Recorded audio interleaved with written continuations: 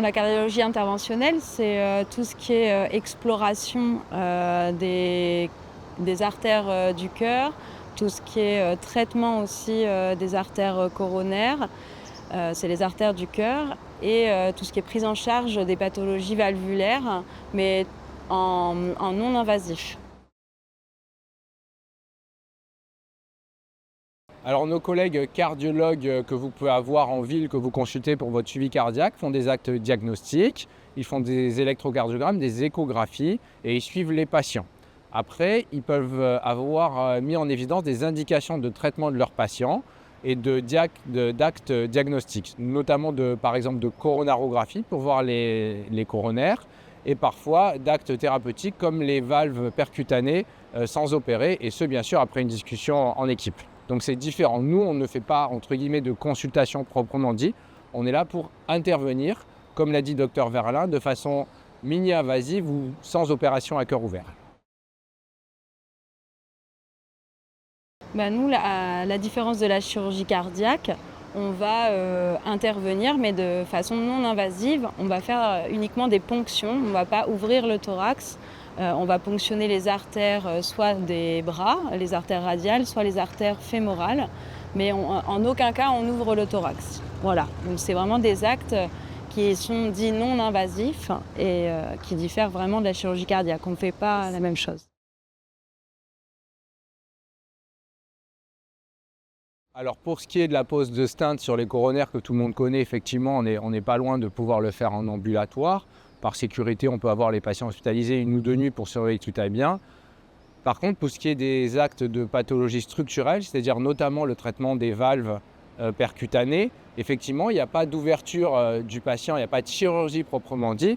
Donc ça permet effectivement d'être moins lourd que certains actes de chirurgie cardiaque. Néanmoins, finalement, ce qu'on a retenu avec le temps, c'est que c'est complémentaire. C'est-à-dire qu'il y a certains actes qu'on peut faire en percutané, c'est-à-dire mini-invasif, et d'autres actes qui nécessitent une véritable chirurgie cardiaque. En fait, ça permet d'avoir un panel pour traiter les patients qui est beaucoup plus élargi que ce qu'on avait avant.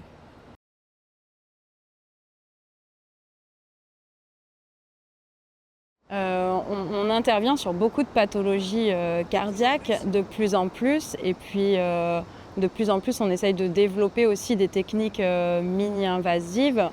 Par exemple, dans les pathologies valvulaires, où avant on n'avait qu'une option, c'était la chirurgie, on essaye de développer des choses pour intervenir en percutané, donc de manière non invasive, en mettant par exemple des clips sur les valves, ce qui ne se faisait pas il y a des dizaines d'années.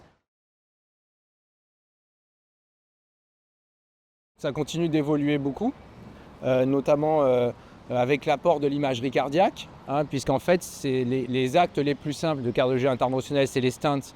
Donc ça, effectivement, ça progresse très vite, le matériel va vite et on développe nos techniques. Maintenant, on fait par le bras. Avant, on passait par la jambe. Pour tout le reste, la cardiologie structurelle, notamment les valves percutanées, alors ça nécessite une prise en charge multidisciplinaire avec les spécialistes de l'échographie cardiaque, les chirurgiens cardiaques qui discutent avec nous des indications. Donc c'est vraiment des dossiers qui sont discutés en ce qu'on appelle une heart team.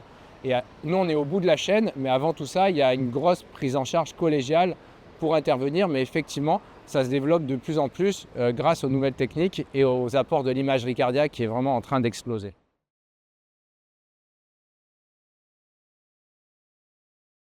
On a une salle dédiée, on a 2 salles même dédiées à la cardiologie interventionnelle qui sont équipées d'un système pour faire des rayons X pour qu'on puisse justement se repérer.